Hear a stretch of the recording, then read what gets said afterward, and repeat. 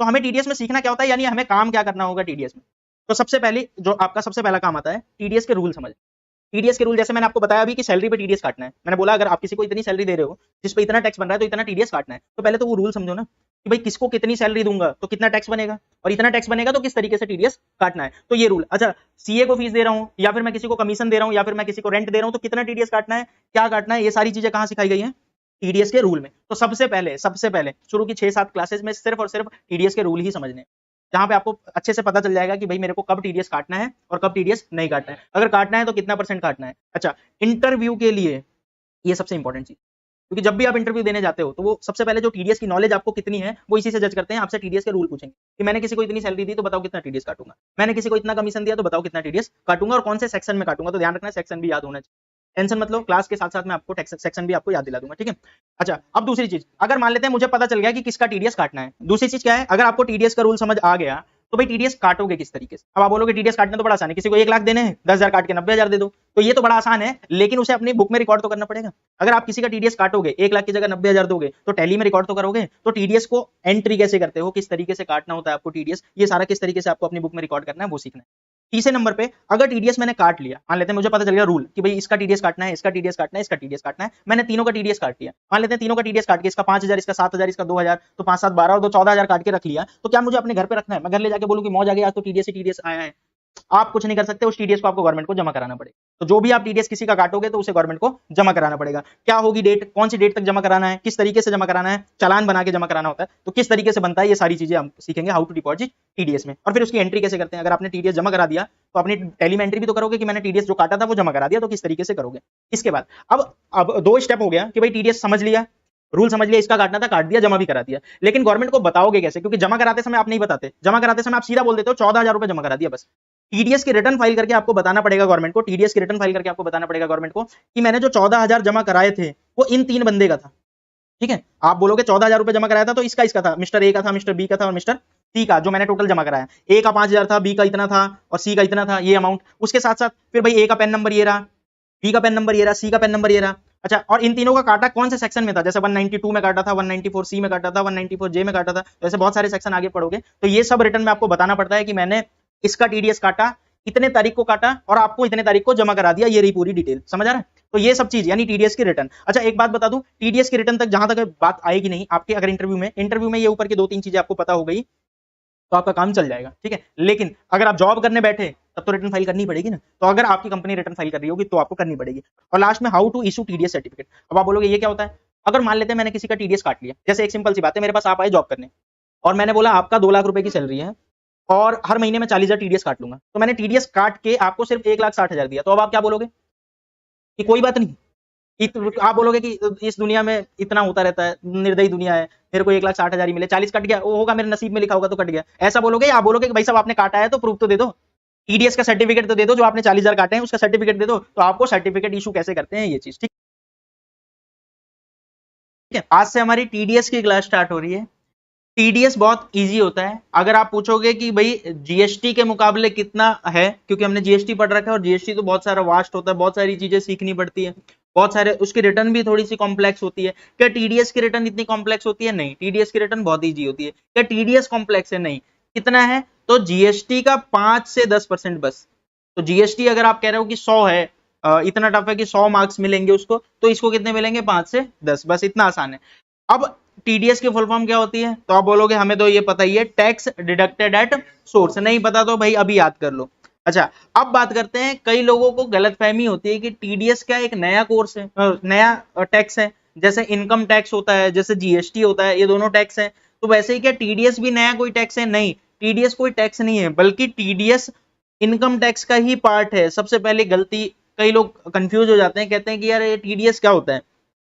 TDS कुछ नया tax नहीं है, बल्कि टीडीएस इनकम टैक्स का ही पार्ट है। इनकम टैक्स के अंदर में एक छोटा सा आता है टीडीएस, पर आपको ये पढ़ना अलग से पड़ेगा और अच्छे से पढ़ना पड़ेगा, क्योंकि हर कंपनी, मोस्टली कंपनियों में टीडीएस लगता है, तो आपको टीडीएस समझना पड़ेगा ताकि आपको क्लियर हो। अब आप बोलोगे कि अगर टीडीएस इनकम टैक्स का पार्ट है तो क्या डायरेक्ट हम टीडीएस समझ सकते हैं? क्या डायरेक्ट टीडीएस समझ सकते हैं या थोड़ा बहुत इनकम टैक्स समझना पड़ेगा? तो मैं क्लियर बता दूं, टीडीएस को समझने के लिए पहले आपको थोड़ा बहुत इनकम टैक्स समझना। अगर मैं डायरेक्टली आपको टीडीएस बताऊं तो वो रटने वाली चीज हो जाएगी। तो सबसे पहले हमें थोड़ा बहुत उतना इनकम टैक्स पता होना चाहिए जितना इनकम टैक्स पता होने के बाद आप टीडीएस को समझ पाओ। तो हम क्या करेंगे, सबसे पहले हम टीडीएस को समझने से पहले हल्का सा इनकम टैक्स समझेंगे। तो मैं आपको शुरू की 1 या 2 क्लास हमारी इनकम टैक्स के ऊपर होगी, जिसमें आपको पहले ये समझना है कि इनकम टैक्स होता क्या है, किस तरीके से काम करता है, और फिर जब मैं टीडीएस समझाऊंगा तो आपको लगेगा तो बड़ा आसान है। ठीक है, अब बात हम सीधा शुरू करते हैं कि भाई इनकम टैक्स क्या होता है और इनकम टैक्स किस तरीके से काम करता है। एक मैंने फोटो दी है आपके लिए, लेकिन फोटो छोड़ो, पहले मैं आपको साइड में समझाता हूं। चलो, अब आप सबका ध्यान इधर चाहिए। इनकम टैक्स काम किस तरीके से करता है, इनकम टैक्स का स्ट्रक्चर क्या होता है, पहले वो समझो, फिर आपको टीडीएस समझ आने लगेगा। ध्यान से सुनो। गवर्नमेंट क्या कहती है कि आप, जैसे मान लेते हैं मैं हूं, एक पर्सन हूं, मान लेते हैं मेरे को सैलरी मिलती है, तो मुझे सैलरी मिलती है, मैं साल, अच्छा आपको पता है ईयर क्या होता है? आप बोलोगे हाँ, जो अकाउंट्स में या टैक्स में ईयर कब से शुरू होता है? 1 अप्रैल 2024। जैसे ये वाला अभी जो साल चल रहा है, जिसे आप बोलोगे कि ये तो चल रहा है 24-25, ये शुरू कब हुआ है? 1 अप्रैल 2024। अच्छा, खत्म कब होगा? 31 मार्च 2025। यानी ये वाला साल 1 अप्रैल 2024 से शुरू हुआ है, 31 मार्च 2025 को खत्म होगा। गवर्नमेंट क्या कहती है इनकम टैक्स में कि आप काम करो, खूब मेहनत करो, 1 अप्रैल 24 से 31 मार्च 2025 तक खूब मेहनत करो, हम आपसे कुछ नहीं बोलेंगे, ठीक है, आप मेहनत करो। जैसे ही आपका साल खत्म होगा, जैसे ही आपका साल खत्म हुआ, अब अगले साल गवर्नमेंट एक डेट देगी, सपोज करते हैं 31 जुलाई।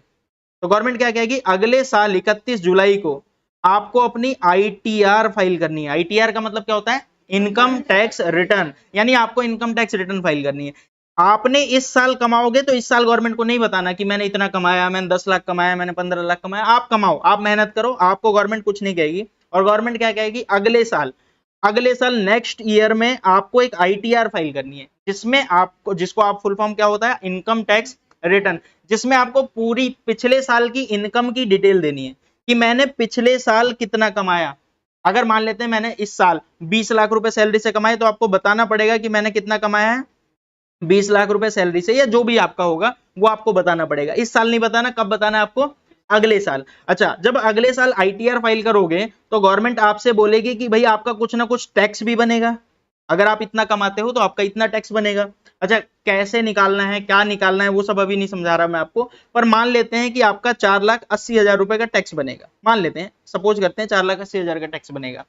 वैसे नहीं बनेगा इतना, और बन भी सकता है। सब कैलकुलेशन जब आप आगे सीखोगे तो आपको समझ आएगा। तो अभी इस चीज पे बहस मत करना कि 20 लाख की सैलरी पे इतना टैक्स बन रहा है, ये वो। अब आप सब कुछ भूल जाओ, आपको बस एक चीज समझ आ रहा है कि कुछ आपकी इनकम है जो आपने बताया, और कुछ आपका टैक्स बन रहा है जो आपको गवर्नमेंट को पे करना पड़ेगा। अच्छा, गवर्नमेंट को पे कैसे किया आपने? सेल्फ असेस करके। कैसे? Self assess. असेस का मतलब होता है क्या? हिसाब लगाना। और सेल्फ असेस यानी आपने खुद से हिसाब लगाया और अगले साल आपने गवर्नमेंट को टैक्स पे कर दिया। ठीक है, और हमेशा ऐसा ही होता है। आपको इस साल कमाना है, इस साल पूरा मेहनत करनी है, कमाना है, और अगले साल क्या करना है? आईटीआर फाइल करनी है। अगले साल आपको आईटीआर फाइल करनी है। अच्छा, तो अगला साल कौन सा होगा? आप बोलोगे अगला साल तो 25-26 है। यानी जब आप 24-25 में कमाते हो तो उसका टैक्स गवर्नमेंट को कब देना है? 25-26 में। आईटीआर कब फाइल करनी है? 25-26 में। अच्छा, जब मैं 25-26 में आईटीआर फाइल कर रहा हूँ तो गवर्नमेंट मेरे से पूछेगी ना कौन से ईयर की आईटीआर फाइल कर रहे हो, तो आप क्या बोलोगे? मेरा जो फाइनेंशियल ईयर है वो क्या है? 24-25 फाइनेंशियल ईयर, या फिर इसी को बोला जाता है प्रीवियस ईयर 24-25। यानी जिस साल की मैं आईटीआर फाइल कर रहा हूं वो साल कौन सा है? 24-25, जिसे आप बोलोगे फाइनेंशियल ईयर, या फिर दूसरा वर्ड क्या? Previous year. अच्छा, जिस साल में आईटीआर फाइल करोगे वो साल कौन सा है? 25-26। और इस साल को क्या बोलोगे? Assessment year 25-26। मैं फिर से बोल रहा हूं एक बात, मैं आपको 3 वर्ड समझाने जा रहा हूं अभी। फाइनेंशियल ईयर क्या होता है? फाइनेंशियल ईयर, प्रीवियस ईयर, और तीसरा असेसमेंट ईयर। ठीक है, ये 3 वर्ड अभी समझ रहे हैं। और थोड़ा सा इसको समझो, फिर से दोबारा से मैं एक्सप्लेन करता हूं। गवर्नमेंट ने इनकम टैक्स का स्ट्रक्चर किस तरीके से बना रखा है? गवर्नमेंट ने इनकम टैक्स का स्ट्रक्चर बड़ा सिंपल सा बना रखा है। एक्चुअल में ये सिंपल नहीं है, बट जैसा बना रखा है। गवर्नमेंट क्या कहती है, भाई अगर आप 24-25 में कमाई कर रहे हो तो आप करो, कोई दिक्कत नहीं है।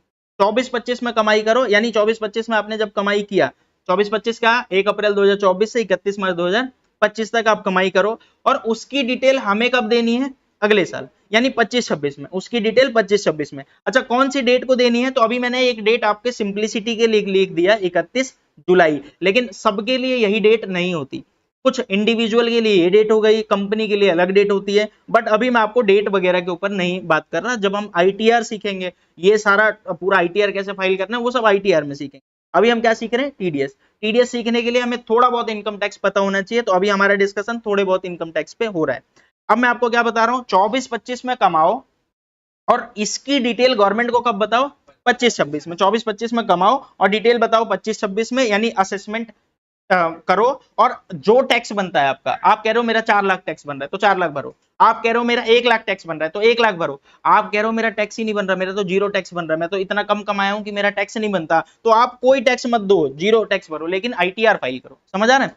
अब जिस साल में आप आईटीआर फाइल करते हो उसे क्या बोला जाता है? Assessment year. Assessment year 25-26 assessment year बोला जाता है जिस साल में आप आईटीआर फाइल करते हो। और जिस साल की आईटीआर फाइल करते हो उसे क्या बोलते हैं? फाइनेंशियल ईयर, या फिर दूसरा वर्ड क्या बोलते हैं?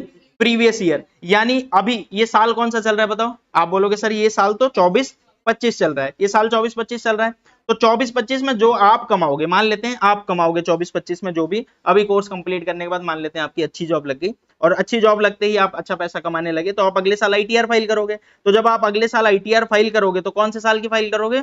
24-25 की जो इनकम है वो 25-26 में बताओगे, और बोलोगे कि मेरा फाइनेंशियल ईयर या फिर प्रीवियस ईयर 24-25 है, और असेसमेंट ईयर कौन सा होगा? 25-26। थोड़ा बहुत क्लियर हुआ होगा, ठीक है? अच्छा अब बताओ, इसी तरीके से अगला साल भी चलेगा, यानी आप 25-26 में भी कुछ ना कुछ कमाओगे। आप बोलोगे 100% मैं 25-26 में भी कुछ ना कुछ कमाऊंगा, और कमाऊंगा तो उसको कब गवर्नमेंट को बताऊंगा? उसको बताओगे 26-27 में। अच्छा, जो 25-26 में कमाया और उसकी आईटीआर आप 26-27 में फाइल करोगे, तो बताना जरा प्रीवियस ईयर कौन सा हो जाएगा? तो उस टाइम पे प्रीवियस ईयर 25-26 और असेसमेंट ईयर कौन सा हो जाएगा? 26-27। क्या ये बात समझ आ रही है? सेम इसी तरह अगले साल जो भी कमाओगे तो अगला साल प्रीवियस ईयर बन जाएगा, और जिस साल आईटीआर फाइल करोगे वो साल असेसमेंट ईयर बन जाएगा। क्या ये बात समझ आ रही है? इस तरीके से चलता जाएगा। अब थोड़ा सा आपको समझाने के लिए एक बात बता दूं, गवर्नमेंट ने अभी अभी एक अनाउंसमेंट की है। अनाउंसमेंट ये है, अभी अभी नहीं की, कुछ महीने हो गए गवर्नमेंट को अनाउंसमेंट किए हुए, मैंने जानबूझ के आपको बताया नहीं। इनकम डायरेक्ट टैक्स कोड आ रहा है, डायरेक्ट टैक्स कोड आ रहा है, ठीक है? तो उसमें गवर्नमेंट टैक्स चेंज करेगी, इनकम टैक्स का स्ट्रक्चर चेंज करेगी। अच्छा, किस तरीके से चेंज करेगी, क्या क्या चेंजेस करेंगे उसमें? देखो सारी चीजें तो अभी नहीं पता, बट जितनी चीजें मुझे पता है उसके हिसाब से मैं बता रहा हूं। उनमें से एक चीज ये करेगी कि ये प्रीवियस ईयर और असेसमेंट ईयर का झंझट हटा रही है गवर्नमेंट। अच्छा, अब आप बोलोगे कि फिर हमें पढ़ने का क्या फायदा, डायरेक्ट टैक्स कोड आ रहा है। डायरेक्ट टैक्स कोड आएगा तो आप टीडीएस पढ़ा रहे हो, इनकम टैक्स पढ़ा रहे हो, क्या फायदा? मैं एक बार बता दूं, TDS as it is same to same वहां उठ जाएगा, छोटा उठ के आ जाएगा same to same. Direct tax code में भी टीडीएस लगभग इसी तरीके से होगा, थोड़ा बहुत चेंज होगा तो होगा, ठीक है? तो अगर अभी आपने टीडीएस समझा है तो आपके लिए वो वहां पे सिर्फ क्या चेंज हुआ है ये समझना है, और आपको अच्छे से समझ आ जाएगा। दूसरी चीज, इनकम टैक्स में भी ऐसा थोड़ा ना कि पूरा इनकम टैक्स ही बदल जाएगा, नहीं, इनकम टैक्स पूरा नहीं बदलेगा, छोटे छोटे चेंजेस आएंगे, कुछ कुछ चेंजेस आएंगे। चीजों को गवर्नमेंट कोशिश कर रही है कि सिंपल करे, बट हाँ 100% है, सिंपल नहीं हो पाएगा। सिंपल होगा तो जैसा कि मैंने पहले भी बताया, सिंपल होगा तो आपके लिए नुकसान है, मेरे लिए नुकसान है। मैं हमेशा चाहता हूँ टैक्स कॉम्प्लेक्स हो, और आपको भी यही मनाना चाहिए गवर्नमेंट से हमेशा कि भाई गवर्नमेंट टैक्स को करो कॉम्प्लेक्स। जितना टैक्स कॉम्प्लेक्स होगा उतना लोग आपके पास आएंगे, आपसे मदद मांगेंगे, आपसे आईटीआर फाइल करवाएंगे, और आप पैसा लोगे, सैलरी भी उसी हिसाब से ज्यादा मिलेगी। भाई एक पायलट और एक ड्राइवर दोनों का काम होता है गाड़ी चलाना। पायलट एरोप्लेन चला रहा है, ड्राइवर गाड़ी चला रहा है कार नीचे, दोनों की सैलरी में बहुत फर्क दिखेगा। रीजन क्या है? क्योंकि भाई पायलट भी चला ही रहा है, एक जगह से दूसरी जगह पहुंचा रहा है, पर वो मुश्किल काम कर रहा है। तो आप जितना मुश्किल काम करोगे फ्यूचर में उतनी सैलरी आपकी बढ़ती जाएगी। तो आप मान के चलो कि मनाओ, बल्कि आप सुबह सुबह जब पूजा करते हो भगवान को तो बोलो भगवान डायरेक्ट टैक्स कोड को और मुश्किल करो। आप निर्मला सीतारमन जी के दिमाग में डालो कि कितना मुश्किल कर सकती हैं वो, तो उतना मुश्किल करें, ठीक है? बाकी अभी सब कुछ छोड़ो, तो फ्यूचर में हो सकता है ये असेसमेंट ईयर और प्रीवियस ईयर वाला सीन खत्म हो जाए फ्यूचर में, बट अभी है। अभी आप इंटरव्यू देने जाते हो तो आपसे पूछा जा सकता है, और आपको अभी समझ आना चाहिए। और एक बात और बता दूं, कोई भी कोड आता है तो अचानक से नहीं चेंज होता। तो अगर आप सोचो डायरेक्ट टैक्स कोड तुरंत ही चेंज हो जाएगा, आते ही लग जाएगा, ऐसा नहीं होगा। कम से कम गवर्नमेंट आपको 1 साल 2 साल का टाइम देगी, तो जब आएगा उसके बाद भी 1-2 साल का टाइम मिलेगा। तो अभी 1-2 साल तक तो यही करना है ना, तो इस पे अच्छे से फोकस करके समझ लो। तो मैं फिर से एक बार रिपीट करता हूं, बल्कि रिपीट नहीं करना मुझे, बस चीजों को सिंपल करना है। इनकम टैक्स का स्ट्रक्चर किस तरीके से होता है? तो बड़ा आसान सा स्ट्रक्चर है इनकम टैक्स का।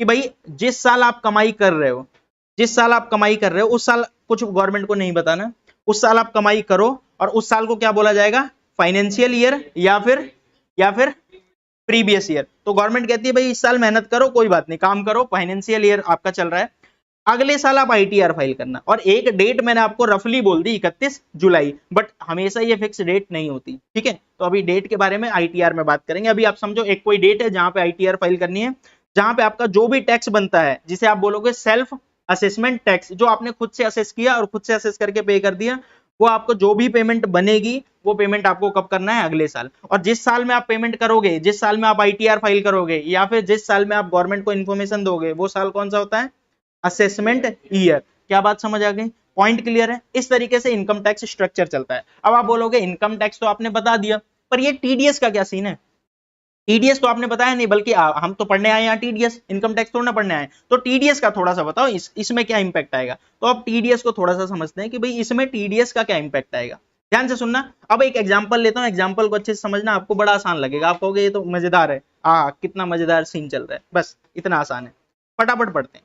चलो एक सिंपल सा मान लेते हैं, आप मेरे पास आए और मैंने आपको बोला मैं आपकी सैलरी रखता हूं 2 लाख रुपए पर मंथ। आप मेरे पास आए और आपने मेरे से बोला कि मैं ना एडिटिंग एक्सपर्ट हूं। आपने मेरे से आके बोला मैं एडिटिंग एक्सपर्ट हूं, आपकी जो वीडियो होती है ना उसमें मैं जादू ला दूंगा, जादू, इतना मस्त आपका वीडियो एडिट होगी, इतनी बढ़िया कि आपके पास बच्चों की बौछार हो जाएगी। मैंने कहा चलो भाई फिर तो ये बढ़िया है, मैं आपको जॉब पे रख लेता हूँ, मैं आपको 2 लाख रुपए पर मंथ सैलरी दूंगा। मान लेते हैं आप मेरे पास आए हो 1 अप्रैल 2024 को, साल के शुरू में आ गए, हालांकि वो डेट बीत चुकी है, बट मैं मान के चल रहा हूँ कि आप 1 अप्रैल 2024 को मेरे पास आ गए और 31 मार्च 2025 तक आप मेरे पास काम करोगे, ठीक है। मैं आपको कितनी सैलरी दूंगा, हर महीने 2 लाख रुपए। आप क्या करोगे, आप एडिटिंग करोगे, चलो आप करते रहे, आपकी पूरी सैलरी कितनी मिल गई आपको, 24 लाख रुपए। अब अगला साल आ गया, अब ध्यान से सुनना, अगर आपको 2 लाख रुपए सैलरी मिलती होगी तो आप उड़ाते कितना होगे, आप बोलोगे 100%, 1,90,000 तो उड़ा ही दूंगा। तो ये तो फिक्स है, 10,000 बचा लिए तो बचा लिए, नहीं तो वो भी उड़ जाएंगे। कई बार कर्जा हो जाता है, आप 2 लाख लेके 2,10,000 उड़ा देते हो, बट अभी मान के चल रहा हूँ 1,90 उड़ाया तो आपने 10,000 बचा लिया, हर महीने 10,000 बचा लिया, तो 1,20,000 बचा लिया। अब ऐसे ऐसे करते करते 31 जुलाई आ गई, अगले साल आईटीआर फाइल करनी होती है ना। तो आप मान लेते हैं कि मैं तो सीए हूं, लेकिन आप मेरे पास नहीं गए, आप किसी और सीए के पास गए और आप जाके सीए से बोले कि सर मेरी आईटीआर फाइल कर दो। मैं थोड़ा सा न्यूज वगैरह देखता रहता हूँ, वहां पे सुनने में आ रहा है कि 31 जुलाई आईटीआर की लास्ट डेट है। तो आज 29 जुलाई है, 2 दिन बच रहे हैं, मैं 2 दिन पहले ही आ गया हूँ सीए से, मैं बोल रहा हूँ मैं मेरी आईटीआर फाइल कर दो, ठीक है। आप सीए के पास गए और बोले कि मेरी आईटीआर फाइल कर दो, सीए आपसे क्या बोलेगा, सीए आपसे बोलेगा कि कोई बात नहीं भाई, जो आपकी इनकम है सारी डिटेल दो, तभी तो आईटीआर फाइल होगी। आपने बोला और कोई इनकम नहीं है, सिर्फ एक सैलरी है, 2 लाख रुपए हर महीना मेरे को सैलरी मिलती है। सीए ने कहा चलो ठीक है भाई, सीए ने हिसाब लगाया कि आपका 24 लाख की इनकम है, ठीक है। मान लेते हैं सीए ने हिसाब लगाया, बोला 4,80,000 का टैक्स बन रहा है, 4,80,000 रुपए का आपका टैक्स बन रहा है। सीए बोल रहा है फटाफट 4,80,000 दे दो और 10,000 मेरी फीस दे दो। तो सीए की फीस की अभी बात छोड़ो, 4,80,000 रुपए का टैक्स दे दो, मैं आपकी आईटीआर फाइल कर देता हूं अभी के अभी। अब आप बोलोगे हे भगवान, 4,80,000 मतलब मेरी 2.5 महीने 3 महीने की सैलरी मांग रहे हो आप, 2.5 महीने की सैलरी मांग रहे हो, हर महीने में 2 लाख कमाता ही हूं और आप क्या कह रहे हो, 4,80,000 का टैक्स ही जमा कर दो।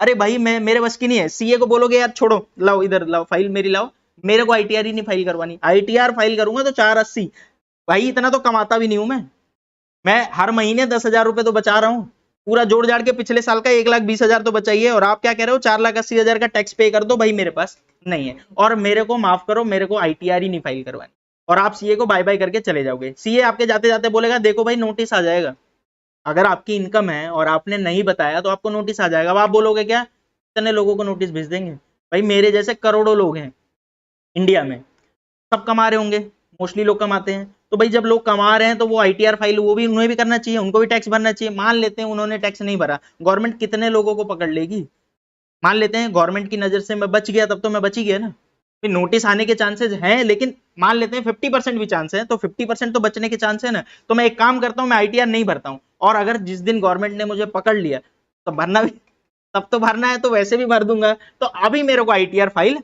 नहीं करनी। अब ये करते थे कई लोग। अब गवर्नमेंट ने थोड़ा सोचा यार इसको क्या किया जाए, कैसे लोगों को पकड़ा जाए। फिर गवर्नमेंट ने बोला, एक रूल लाया, एक रूल समझते हैं, वैसे तो बहुत सारे रूल लाए पर एक रूल बताता हूं, कि अगर कोई किसी को सैलरी दे रहा है, सेक्शन 192। अब आप बोलोगे सेक्शन वगैरह क्यों बता रहे हो, देखो ध्यान से सुन लो, पूरे टीडीएस में सेक्शन में बात करनी है। अब आप बोलोगे हमें सेक्शन याद कैसे रहेगा, मैं आपको याद दिलवा दूंगा, मैं आपको याद करवा दूंगा, आप समझ लो कि रट जाओगे आप, इतनी बार मैं आपको बोलूंगा, इतनी बार आपको बताऊंगा, रटने के तरीके बताऊंगा, आपको सारे सेक्शन याद हो जाएंगे जब हम सेक्शन पढ़ना शुरू करेंगे। अभी हम सेक्शन पढ़ना शुरू नहीं कर रहे, अभी तो जस्ट मैं आपको ओवरव्यू दे रहा हूं कि टीडीएस में क्या क्या होता है, क्यों टीडीएस आया। ठीक है, अब बात करते हैं, गवर्नमेंट ने एक रूल लेकर आया कि जब कोई किसी को सैलरी देता है और इतनी सैलरी देता है कि सामने वाले को टैक्स भरना पड़े, मान लेते हैं मैं आपको सैलरी दे रहा हूं, तो गवर्नमेंट ने रूल लाया कि अगर कोई किसी को इतनी सैलरी देता है कि सामने वाले का टैक्स बने, तो उसको पूरी सैलरी दो ही मत, उसका जितना टैक्स बनता है उतना काट के दो। मतलब आप बोलोगे मतलब मैं समझाता हूं, मान लेते हैं आप मेरे पास सैलरी करने आए, आपने बोला कि मैं आपकी एडिटिंग करूंगा, मैंने कहा कोई दिक्कत नहीं, आपकी सैलरी बनती है हर महीने 2 लाख रुपए, ठीक है, तो गवर्नमेंट क्या कहती है, अगर आप सैलरी दे रहे हो तो आपको आज ही हिसाब लगाना है कि ये आदमी जो सामने वाला आदमी है वो पूरे साल में कितना रुपए कमाएगा। मैंने हिसाब लगाया कि यार ये आदमी पूरे साल में 24 लाख कमाएगा, और 24 लाख पे मेरे को हिसाब लगाना है कि सामने वाले का टैक्स कितना बनेगा, वो जो मेरे पास काम करेगा उसका टैक्स कितना बनेगा। मान लेते हैं मैंने हिसाब लगा लिया, यार इसका टैक्स तो बनेगा 4,80,000 रुपए, तो अब गवर्नमेंट कहती है क्या, 4,80,000 टैक्स बनेगा ना, आपके पास कितने दिन काम करेगा, मैं बोलूं मेरे पास तो पूरे 12 महीने काम करेगा, डिवाइड करो 12 से, हर महीने का हिसाब कितना बनता है, 40,000 रुपए हर महीने का बनता है टैक्स। अगर आप देखोगे तो एक आदमी का टैक्स हर महीने का कितना बन रहा है, 40,000। तो आप उसको सैलरी मत देना पूरी, आप बोलो देख भाई तेरी सैलरी बनती है कितनी, 2 लाख, और टीडीएस कितना बनता है, 40,000, तो 2 में से 40 घटा के 1,60,000 रुपए मैं दूंगा तुझे हर महीने सैलरी, बस वो जो टीडीएस कट जाएगा 40,000 रुपए। अब एक बात बताओ, अब टीडीएस कट जाएगा, अब आप बोलोगे इसमें गवर्नमेंट का क्या फायदा, गवर्नमेंट का ये फायदा है कि 40,000 काट के आप रखोगे नहीं, जैसे मुझे सैलरी देनी है, कितने रुपए की देनी है, 2 लाख रुपए की, तो 2 लाख में से गवर्नमेंट के रूल के हिसाब से मुझे 40,000 काट लेना चाहिए, तो मैं आपको सैलरी कितनी दूंगा, 1,60, और 40,000 क्या मैं रखूंगा, 40,000 मुझे गवर्नमेंट को जमा कराने पड़ेंगे, और जमा करा के बताना पड़ेगा कि इस बंदे का इसका मैंने टीडीएस काट के आपको जमा करा दिया। ठीक है, और ऐसे करते करते पूरे 12 महीने बीत जाएंगे, तो 12 महीने में आपकी जेब से कट के कितने जा चुके होंगे, 480।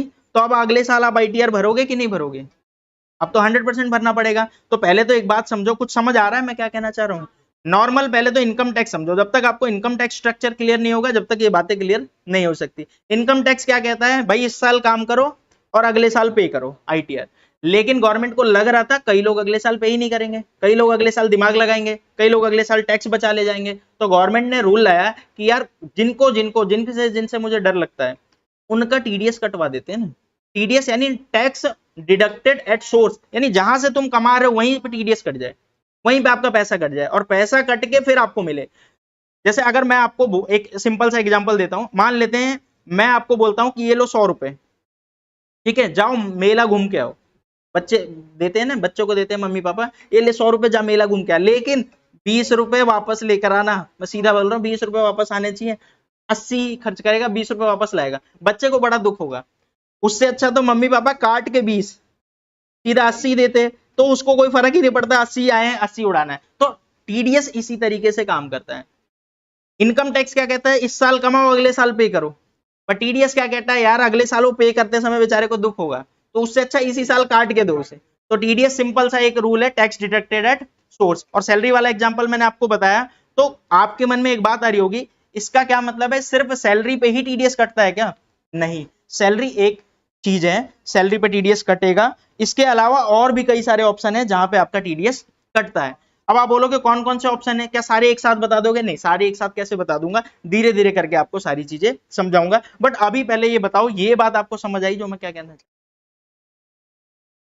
ठीक है। अब मैंने आपको ये बात समझा दी है, अब मैं आपको थोड़े से और भी बातें समझाता हूं। पहले इससे थोड़ा सा गवर्नमेंट का फायदा क्या होगा, ये जो भी चीज हुआ इससे गवर्नमेंट का फायदा क्या होगा।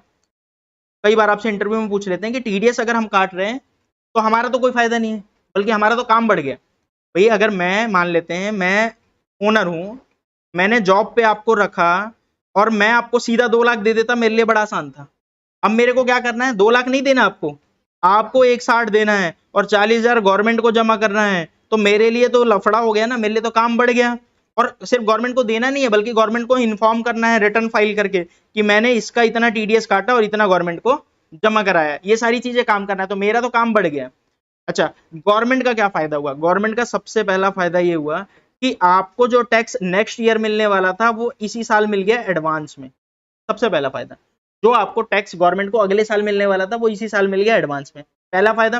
दूसरा फायदा गवर्नमेंट का ये है, जो टैक्स हो सकता था कि डूब जाए, जो टैक्स हो सकता था कि डूब जाए, यानी टैक्स की चोरी का खतरा, टैक्स की चोरी का खतरा कम हो गया कि नहीं? खतरा कम हो गया। गवर्नमेंट को क्या लग रहा है कि हाँ भाई, आप अब किसी का इनकम टैक्स अगर टीडीएस किसी का कट जाएगा तो अब तो उसे आईटीआर फाइल करनी पड़ेगी, तो मेरा बहुत ज्यादा चांस है कि टैक्स की चोरी का खतरा कम हो जाए। अच्छा, एक दो बातें और मैं आपको एक्सप्लेन करता हूं तो आपको थोड़ा सा और समझ आएगा। जैसे कि सिर्फ क्या सैलरी पे ही टीडीएस कटता है या किसी और चीज पे भी टीडीएस काटना होता है? ऐसी बहुत सारी चीजें, इनमें से एक एग्जाम्पल देता हूं मैं आपको, ध्यान से सुनना। मान लेते हैं मैंने किसी सीए से काम करवाया, ध्यान से सुनना, ये मैं हूं, मेरी कंपनी है, पॉइंट को, बात को सुनो समझो, मेरी कंपनी है, मेरी कंपनी का मान लेते हैं कुछ काम करवाना था, कोई भी काम था, और मैंने सीए को बोला कि सर आप मेरी कंपनी का ये काम कर दोगे? सीए ने बोला हाँ कर दूंगा। ठीक है, ध्यान से सुनना बात को। सीए ने बोला मेरे को 10 लाख रुपए चाहिए, मैं आपका ये काम कर दूंगा। इसे क्या बोलोगे आप? भाई प्लीज ध्यान दो, प्रोफेशनल फीस। आप सीए से कोई काम करवा रहे हो, प्रोफेशनल फीस, और उसके बदले सीए को आपने बोला कि मैं आपको 10 लाख रुपए दे दूंगा। ठीक है, अब ध्यान से सुनना, मान लेते हैं आपने किसी सीए का से काम कराया, 10 लाख रुपए आपने उसे दे भी दिए। ठीक है, अब आपकी कंपनी अपना टैक्स कब देगी?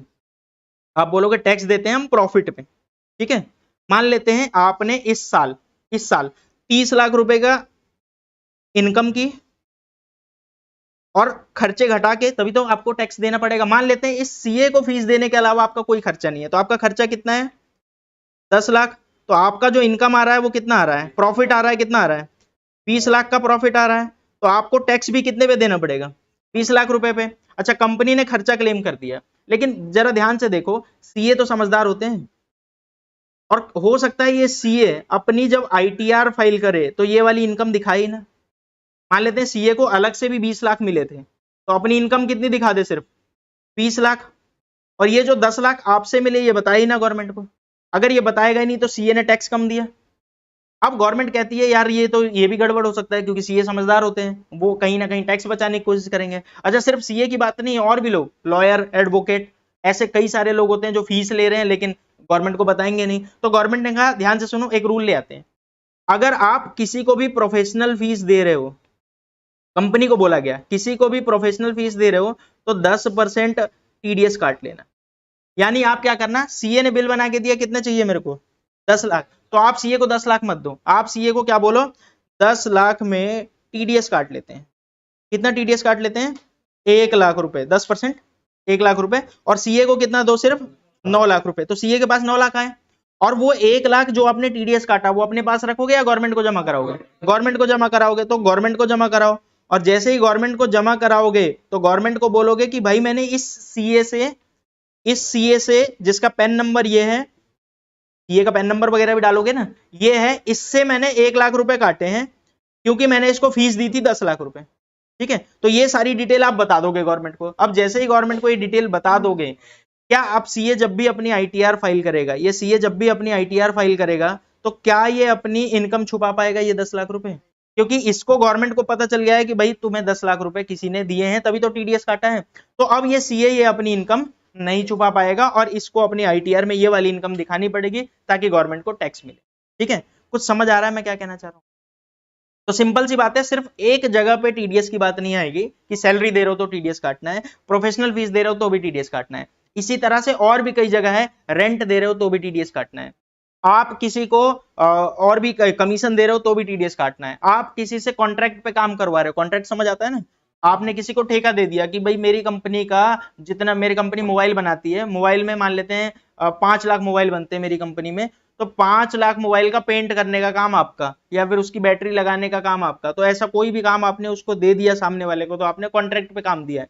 तो जब आपने कॉन्ट्रैक्ट पे काम दिया है तो गवर्नमेंट कहती है इस पे भी टीडीएस काटो। तो ऐसी बहुत सारी जगह है जहां पे आपको टीडीएस काटना पड़ेगा। सेम इसी तरह टीसीएस भी होता है, तो टीसीएस भी होता है, टैक्स कलेक्टेड एट सोर्स। वो सब आगे सीखेंगे, पहले टीडीएस समझ लेते हैं, फिर जब टीडीएस समझ आ जाएगा आपको तो फिर टीडीएस समझेंगे।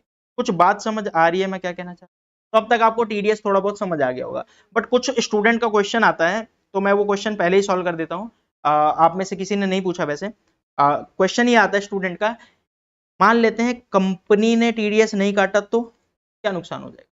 जैसे कंपनी को सीए को देना था कितना, 10 लाख, कंपनी ने क्या किया, सीए को सिर्फ कितना दिया, 9 लाख, 1 लाख का टीडीएस काटा, कंपनी का काम बढ़ गया। कंपनी चाहे तो टीडीएस ना काटे भाई, अगर कंपनी ने टीडीएस नहीं काटा तो बच गए। अच्छा सेम इधर देखो, जैसे सैलरी वाला था, अभी मैंने आपको जॉब पे रखा था तो मैं हर महीने 40,000 टीडीएस काट रहा था ना। अगर मेरा मन ना करे, मेरे को पंडित जी ने बोल दिया कि भाई साहब टीडीएस काटोगे तो तुम्हें पाप लगेगा, अब मैंने कहा यार टीडीएस नहीं काटूंगा भाई, मेरे को तो पाप लगेगा, तो क्या मैं ऐसा कर सकता हूं। पहली बात तो पंडित जी ऐसा बोलेंगे नहीं, पंडित जी अच्छी अच्छी बातें बताते हैं आपको, मैंने ऐसे ही बोल दिया मजाक में, ठीक है, तो सीरियस मत लो इस बात को। बट एक बात ध्यान से सुनो, क्या आपका टीडीएस काटा जाएगा तब भी। अब आप बोलोगे भाई काटने का क्या फायदा होगा, बताओ ना। देखो सीधी सी बात है, अगर गवर्नमेंट ने कोई रूल ला दिया कि आपको टीडीएस काटना पड़ेगा, अगर आपके ऊपर कोई रूल है तो आपको काटना ही पड़ेगा, पहले तो ये समझ लो। अगर गवर्नमेंट ने बोल दिया टीडीएस रूल है तो रूल है, आपको काटना पड़ेगा। अगर आप नहीं काटते तो इसका मतलब आप टैक्स की चोरी करवा रहे हो या कर रहे हो, ठीक है। और उसके ऊपर आपको पेनल्टी भी हो सकती है, लेट फीस भी लग सकती है आपको, अगर बहुत ज्यादा टैक्स की चोरी कर लोगे तो जेल भी जाना पड़ सकता है। तो बहुत सारी चीजें होती हैं जो आपको, अगर रूल है तो काटना ही पड़ेगा। दूसरी चीज, गवर्नमेंट क्या कहती है, अगर आप टीडीएस नहीं काटते किसी भी खर्चे में, अगर आप टीडीएस नहीं काटते तो वो आपका खर्चा ही नहीं माना जाएगा। जैसे एक सिंपल सी बात करते हैं, इस वाले एग्जांपल में मैं क्या बोल रहा था, मेरी कंपनी है जिसका इनकम होता है 30 लाख रुपए और सीए को खर्चा दिया 10 लाख रुपए, तो हमारा प्रॉफिट आया कितना, 20 लाख। अब इस 10 लाख में गवर्नमेंट के रूल के हिसाब से टीडीएस कटना चाहिए था, लेकिन मैंने अगर टीडीएस नहीं काटा तो गवर्नमेंट कहेगी ये खर्चा ही नहीं माना जाएगा, ये आपका खर्चा ही नहीं माना जाएगा। अगर कहीं पे टीडीएस कटना चाहिए और आपने नहीं काटा तो आपका खर्चा ही नहीं माना जाएगा, और आपकी इनकम कितनी हो जाएगी, 30 लाख। तो अब आपको 30 लाख पे टैक्स देना पड़ेगा। अब बताओ कौन चाहता है कि मेरे को ज्यादा टैक्स देना पड़े, हर इंसान चाहता है मेरा टैक्स तो कम ही बने ना। तो फिर सिर्फ एक गलती, टीडीएस ना काटने से पेनल्टी भी दो, और उसके बाद वो आपका खर्चा भी नहीं माना जाएगा, आपको इनकम भी बढ़ जाएगी, तो फिर क्या फायदा। इसीलिए हर कंपनी क्या करती है, टैक्स अगर टीडीएस काटना पड़ रहा है तो काटेगी, ठीक है। थोड़ा बहुत समझ आया मैं क्या कहना चाह रहा हूं अभी तक।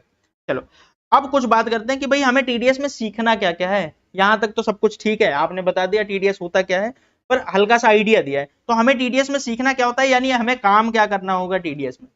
तो सबसे पहली जो आपका सबसे पहला काम आता है, टीडीएस के रूल समझ।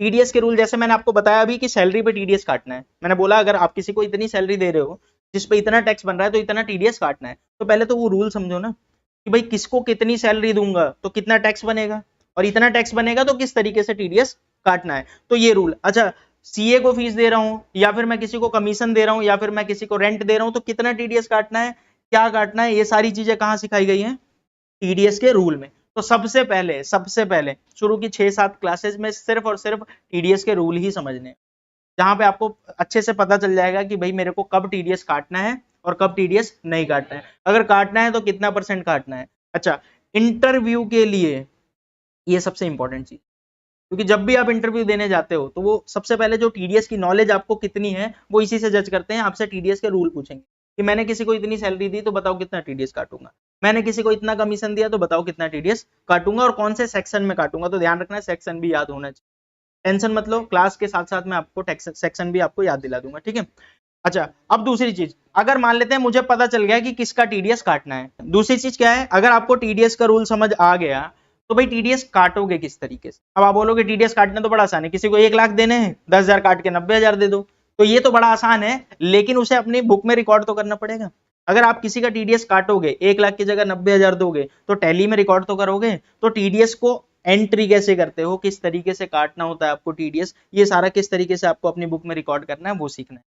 तीसरे नंबर पे, अगर टीडीएस मैंने काट लिया, मान लेते हैं मुझे पता चल गया रूल कि भाई इसका टीडीएस काटना है, इसका टीडीएस काटना है, इसका टीडीएस काटना है, मैंने तीनों का टीडीएस काट लिया, मान लेते हैं तीनों का टीडीएस काट के इसका 5,000, इसका 7,000, इसका 2,000, तो 5 7 12 और 2 14,000 काट के रख लिया, तो क्या मुझे अपने घर पे रखना है, मैं घर ले जाके बोलूं कि मौज आ गई आज तो टीडीएस ही टीडीएस आया है।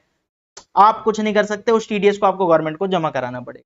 तो जो भी आप टीडीएस किसी का काटोगे तो उसे गवर्नमेंट को जमा कराना पड़ेगा। क्या होगी डेट, कौन सी डेट तक जमा कराना है, किस तरीके से जमा कराना है, चालान बना के जमा कराना होता है, तो किस तरीके से बनता है, ये सारी चीजें हम सीखेंगे हाउ टू डिपॉजिट टीडीएस में। और फिर उसकी एंट्री कैसे करते हैं, अगर आपने टीडीएस जमा करा दिया तो अपनी टैली में एंट्री भी तो करोगे कि मैंने टीडीएस जो काटा था वो जमा करा दिया, तो किस तरीके से करोगे। इसके बाद अब 2 स्टेप हो गया कि भाई टीडीएस समझ लिया, रूल समझ लिया, इसका काटना था काट दिया, जमा भी करा दिया। लेकिन गवर्नमेंट को बताओगे कैसे, क्योंकि जमा कराते समय आप नहीं बताते, जमा कराते समय आप सीधा बोल देते हो 14,000 रुपए जमा करा दिया बस। टीडीएस की रिटर्न फाइल करके आपको बताना पड़ेगा गवर्नमेंट को, टीडीएस की रिटर्न फाइल करके आपको बताना पड़ेगा गवर्नमेंट को कि मैंने जो 14,000 जमा कराए थे वो इन 3 बंदे का था। ठीक है, आप बोलोगे 14,000 रुपए जमा कराया था तो इसका था, मिस्टर ए का था, मिस्टर बी का था और मिस्टर सी का, जो मैंने टोटल जमा कराया। ए का 5,000 था, बी का इतना था और सी का इतना था, ये अमाउंट। उसके साथ साथ फिर भाई ए का पेन नंबर ये रहा, बी का पेन नंबर ये रहा, सी का पेन नंबर ये रहा। अच्छा, और इन तीनों का काटा कौन से सेक्शन में था, जैसे 192 में काटा था, 194 सी में काटा था, 194 जे में काटा था, तो ऐसे बहुत सारे सेक्शन आगे पढ़ोगे तो ये सब रिटर्न में आपको बताना पड़ता है कि मैंने इसका टीडीएस काटा, इतने तारीख को काटा और आपको इतने तारीख को जमा करा दिया, ये रही पूरी डिटेल। समझ आ रहा है? तो ये सब चीज यानी टीडीएस की रिटर्न। अच्छा, एक बात बता दूं, टीडीएस की रिटर्न तक जहां तक बात आएगी नहीं आपके, अगर इंटरव्यू में ये ऊपर की 2-3 चीजें आपको पता हो गई तो आपका काम चल जाएगा। ठीक है, लेकिन अगर आप जॉब करने बैठे तब तो रिटर्न फाइल करनी पड़ेगी ना। तो अगर आपकी कंपनी रिटर्न फाइल कर रही होगी तो आपको करनी पड़ेगी। बट कई कंपनियां ऐसी होती हैं कि अकाउंटेंट का काम बस इतना सीमित रखती है कि भाई आपको टीडीएस काटना है, रूल पता होने चाहिए और टीडीएस जमा कराना है, रिटर्न सीए से फाइल करा लेंगे। तो हो सकता है कि रिटर्न सीए से फाइल करा लें तो आपको रिटर्न नहीं भी आएगा तो चलेगा, लेकिन सीधी सी बात है, सीख रहे हो तो सभी आना चाहिए, तो आपको ये सारी चीजें आनी चाहिए, फिर टीडीएस की रिटर्न फाइल करना भी आना चाहिए। और लास्ट में how to issue TDS certificate. अब आप बोलोगे ये क्या होता है। अगर मान लेते हैं मैंने किसी का टीडीएस काट लिया, जैसे एक सिंपल सी बात है, मेरे पास आप आए जॉब करने और मैंने बोला आपका 2 लाख रुपए की सैलरी है और हर महीने में 40,000 टीडीएस काट लूंगा, तो मैंने टीडीएस काट के आपको सिर्फ 1,60,000 दिया, तो अब आप क्या बोलोगे कि कोई बात नहीं, आप बोलोगे कि इस दुनिया में इतना होता रहता है, निर्दयी दुनिया है, मेरे को 1,60,000 ही मिले, 40 कट गया, वो होगा मेरे नसीब में लिखा होगा तो कट गया, ऐसा बोलोगे? या आप बोलोगे कि भाई साहब आपने काटा है तो प्रूफ तो दे दो, टीडीएस का सर्टिफिकेट तो दे दो, जो आपने 40,000 काटे हैं उसका सर्टिफिकेट दे दो, तो आपको सर्टिफिकेट इशू कैसे करते हैं ये चीज। ठीक है, अच्छा अब आप ध्यान से सुनना, सबसे इंपॉर्टेंट चीज क्या है, टीडीएस के रूल। इस पूरे सिलेबस में पूरा जब टीडीएस सीखोगे उसमें सबसे इंपॉर्टेंट आपके लिए आ जाता है टीडीएस के रूल, अच्छे से याद होना चाहिए। अब क्योंकि अगर टीडीएस के रूल नहीं समझ आएंगे तो आपको यही नहीं पता चलेगा किसका टीडीएस काटना है। पता चले कोई भिखारी आए और भिखारी आके बोल रहा है कि बाबूजी 10 रुपए दे दो, भूखा हूं, तो आप बोलो ये ले लो, 1 रुपए तेरा टीडीएस काट लिया। ठीक है, तो ऐसा नहीं करना, आपको पता होना चाहिए कब टीडीएस काटना है कब नहीं काटना। ठीक है, यहां तक समझ आ गया? कुछ पूछना है तो पूछो, नहीं तो फिर मैं आगे बढ़ता हूं। मैंने आपको इतना समझा दिया कि टीडीएस क्या होता है, कैसे कैसे करता है, लेकिन मैंने आपको बोला था कि भाई पहले इनकम टैक्स पता होना चाहिए तो ही आप टीडीएस काट सकते हो। अब आप बोलोगे भाई इनकम टैक्स में क्या बताओगे, तो इनकम टैक्स में पहले मैं आपको थोड़ा सा समझाता हूं, सैलरी वाला पहले सिखाने वाला हूं, टीडीएस वाला पार्ट, कि अगर आप किसी को सैलरी देते हो तो कितना टीडीएस काटना है। क्योंकि ध्यान रखना, हर कंपनी किसी ना किसी को इतनी सैलरी देती है कि उसका टैक्स बने, हर कंपनी। तो आप किसी भी कंपनी में जॉब करने जाओगे तो बहुत ज्यादा चांस है, मैं कह रहा हूं 99% चांस है कि आपकी कंपनी सैलरी पे किसी न किसी का टीडीएस काट रही होगी। लेकिन निकालेंगे कैसे, उसके लिए आपको पता होना चाहिए कि सामने वाले का टैक्स कितना बनेगा। क्योंकि मैंने अभी तक आपको क्या समझाया, सैलरी पे टीडीएस उतना काटोगे जितना सामने वाले का टैक्स बनेगा। तो भाई टैक्स कैसे कैलकुलेट होता है कि सामने वाले का टैक्स कितना बन रहा है, और वो पार्ट होता है इनकम टैक्स का। तो मैं पहले इनकम टैक्स का वो पार्ट समझाने जा रहा हूं कि भाई किसी का टैक्स कैसे कैलकुलेट करते हैं कि इसका कितना टैक्स आएगा। हालांकि ये मुझे टीडीएस में नहीं बताना चाहिए, मुझे सीधा बोल देना चाहिए कि वो इनकम टैक्स में देख लेना, लेकिन कई बार आपको दिक्कत होगी, इसीलिए पहले मैं क्या कर रहा हूँ, इनकम टैक्स कैलकुलेट कैसे होता है वो पहले समझा दे रहा हूं, उसके बाद हम सैलरी वाला समझेंगे टीडीएस का। ठीक है, तो सैलरी पे कितना टीडीएस काटना है वो समझने के लिए आपको पहले पता होना चाहिए कि इनकम टैक्स किसी का, अगर किसी की इतनी सैलरी है तो कितना इनकम टैक्स बनेगा। तो इनकम टैक्स, अब हम आ गए हैं इनकम टैक्स के ऊपर, पहले ये समझ लो, 1-2 क्लास तक यही चलेगा। अब किसी का इनकम टैक्स कैसे कैलकुलेट होता है, देखो गवर्नमेंट ने क्या बोला, कोई भी इंसान 5 जगह से पैसे कमा सकता है। कहां से, कितनी जगह से, 5 जगह से, जिनमें से पहली जगह है सैलरी। तो कोई भी जो इनकम कमाता है वो सैलरी से कमाता है। जैसे मान लेते हैं मैं कोई काम कर रहा हूं तो मेरे को सैलरी मिलती है, तो मेरी इनकम क्या होती है, सैलरी। अच्छा, दूसरा क्या होता है, हाउस प्रॉपर्टी। अच्छा ये बताओ हाउस प्रॉपर्टी क्या होता है।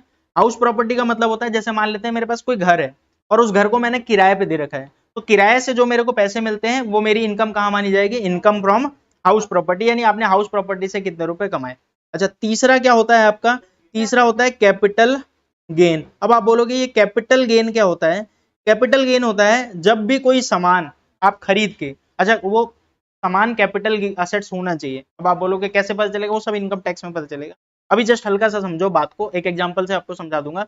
आपने कोई असेट्स खरीदा जो आपका कैपिटल असेट्स है और इसको फ्यूचर में बेच दिया, तो उससे जो प्रॉफिट होगा क्या गवर्नमेंट उस पर टैक्स नहीं लेगी आपसे? बिल्कुल लेगी। जैसे एक एग्जांपल लेता हूं, मान लेते हैं मैंने एक जमीन खरीदी कभी 10 लाख रुपए में, फिर आगे चल के फ्यूचर में इस जमीन को बेच दिया 15 लाख रुपए में, तो बीच में कोई खर्चा नहीं किया मान लेते हैं, और मान लेते हैं कि भाई 1 साल के अंदर अंदर बेच दिया, तो 10 का खरीदा और 15 का बेचा, तो कितने का प्रॉफिट हुआ?